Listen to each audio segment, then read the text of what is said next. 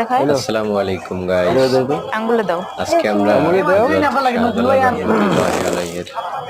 দরগা গেটের মাজার গেটের সামনে সন্ধ্যার পরে বেরিয়েছিলাম হাঁটাহাঁটি করতে। আঙ্গুলে নাই তো গোস। তখন আমার মেয়ের একটা আংটির দোকানে একটা আংটি পছন্দ হয়ে যায়, তো সেখানে আমরা চলে যাই। তো আমার মেয়ে বলতেছিল যে বাবা তুমিও আংটি নাও।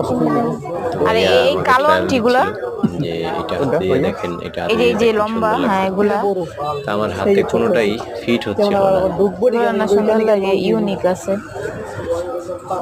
এই দোকানে অনেক সুন্দর সুন্দর আংটি ছিল, কিন্তু আমার হাতে কোনোটা ফিটিং না হওয়ার কারণে আমি নিতে পারি নাই। তো না আমার মানে জেন্টসদের মেয়ের জন্য জন্য নেওয়া হয়েছে, ওর জন্য পছন্দ হয়েছে, ওর হাতে সুন্দর ফিটিং হয়েছে। তারপর বের করে অন্যান্য হাতে দাও, আংটি নয়তো বুঝে যাবো না। দেখতেছিলাম, কোনোটা যদি ফিটিং হয় তাহলে নেব।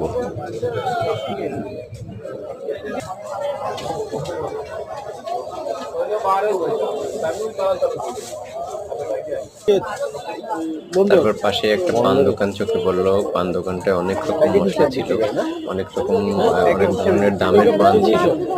তো একটু জিজ্ঞেস করলাম আমরা। তারপরে সামনে হাঁটতেছিলাম, হাঁটতে হাঁটতে দরগা গেটের মাজার গেটের সামনে আমরা চলে গেলাম। সেখান থেকে আমার মেয়ে টানাটানি করতেছিল, আব্বু ভিতরে চলো। গেলাম, গেট থেকে ভিতরে চলে গেলাম, গিয়ে কিছুক্ষণ দাঁড়ায় ছিলাম।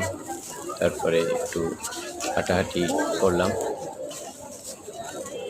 সন্ধ্যার পরে অনেক মানুষই আসে, হাঁটাহাঁটি করে মাজারের ভিতরে যায়।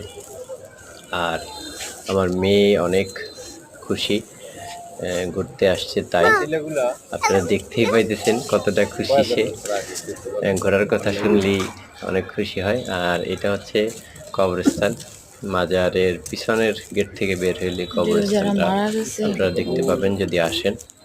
এই কবরস্থানে জনপ্রিয় চিত্রনায়ক সালমান শাহের কবর আছে, এবং তার বাবার কবর আছে, এবং অন্যান্য গণ্যমান্য ব্যক্তিগণেরও কবর আছে এই কবরস্থানে। এই কবরস্থানটা অনেক বড়।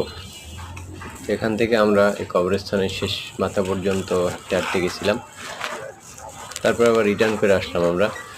তো সিলেট যারা ঘুরতে আসতে চান আসতে পারেন, অনেক মনোমুগ্ধকর একটা জায়গা, সবুজে ঘেরা।